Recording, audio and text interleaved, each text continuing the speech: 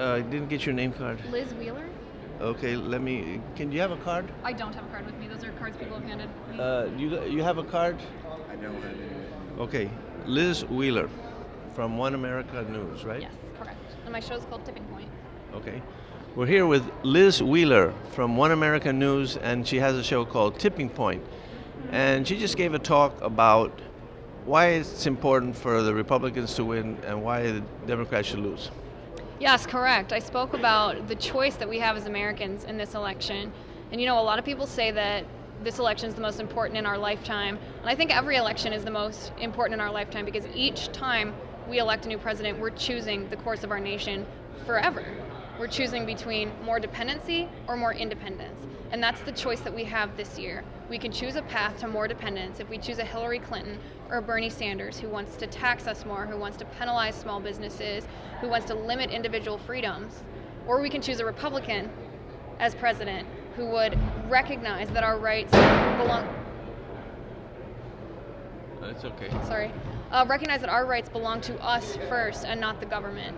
That we, the people, are higher on the food chain than the government is, that in our daily lives, and how that would affect us in our daily lives, is that we'd be taxed less, we'd have more opportunity, there'd be more innovation, more freedom, more opportunity for us to help those in need, and that's the choice we have this year in this election.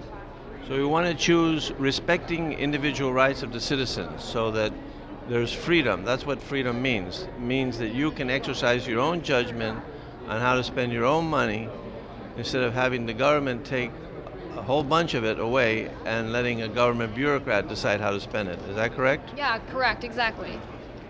So individual rights is what our country was founded on, right? And we have that in our Declaration of Independence. It says, to secure these rights, governments are constituted, referring to the right to life. Governments are instituted among men, deriving their just powers from the consent of the governed, meaning that we govern ourselves. The governing body of our nation, our government, is us. We're the ones telling each other, not telling each other what to do, but saying, me as an individual, you as an individual, we can do whatever we want as long as we don't violate anybody else's fundamental rights.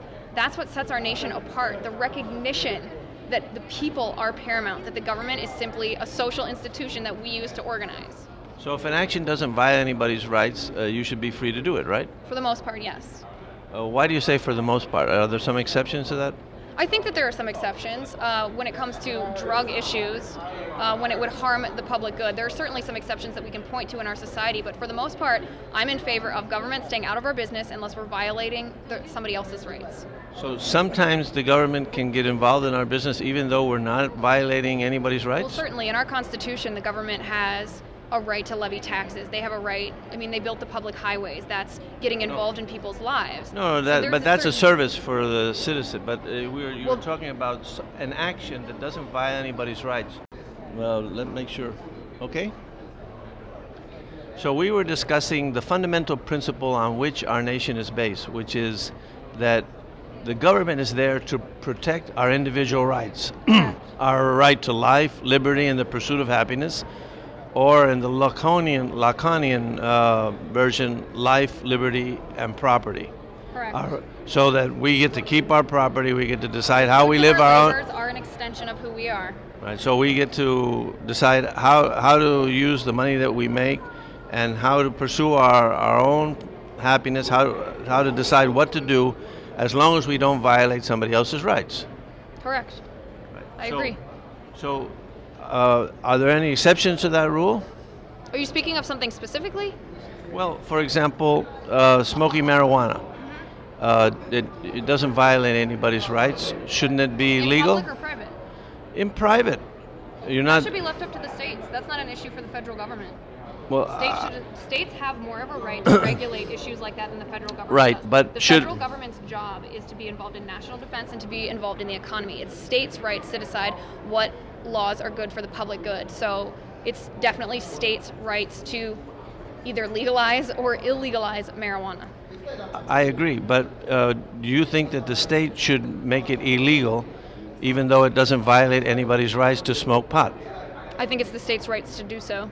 They have a right to do it, but is it a proper policy? according to your principle. Oh, is this in my opinion or Constitution? In your opinion. In my opinion, I'm not in favor of legalizing marijuana. So you're in favor of putting people in jail for doing an action that doesn't violate anybody's rights. Isn't that a contradiction? I didn't say that I was in favor of putting them in jail. I think it's the state's right. It's not the federal government's right. It's not the federal government's right to create a law about that. It's the state's right, and they must decide on an individual basis, because those people are representing themselves, voting for what they think a just punishment would be for that.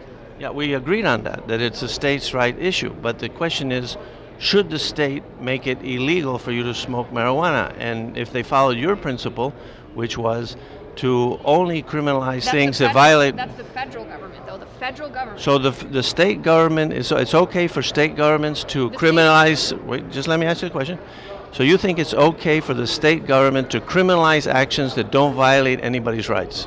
Well, you're rephrasing what I said. I said the federal government has no right to do anything but protect the citizens and regulate the economy. States' rights are different than the federal Constitution. We're all protected in the states. Citizens in the states are protected by the federal Constitution, but the individual states do have a right to regulate social issues. That's their right.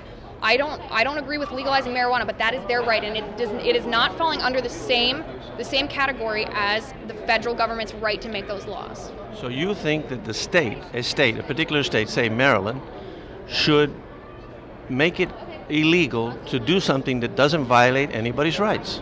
I think that's for the people in Maryland to decide.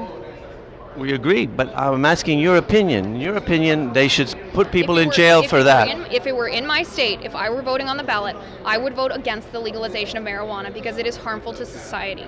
But that is each individual state's right to decide, and that is what our states were meant to do. They were meant to be laboratories, experiments to see what one policy does, whether it harms society, whether it's good for society, all while protecting people's rights as recognized in the Constitution. But previously we were talking about whether an action violates any individual's rights. Now you're saying if an action violates society's rights. Does society have rights? Apart from the individuals that compose it, or it's just individuals have rights?